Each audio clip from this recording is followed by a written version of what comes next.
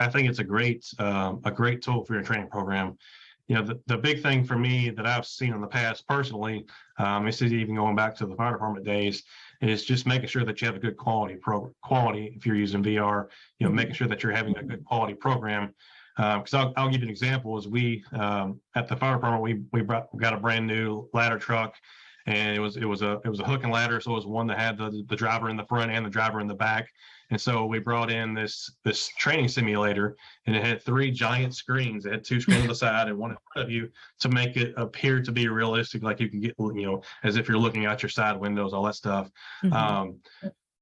But people that were these great experienced drivers and that had been doing it for 10, 20 plus years on this simulator were wrecking. It just wasn't realistic. The perception of it was off. Right. And so, we gave them feedback, and it was it was okay to just learn the ins and outs of it, but it ended up, we think doing more harm than good, because it made us think that, we're terrible drivers and we're going to be hitting everything left and right.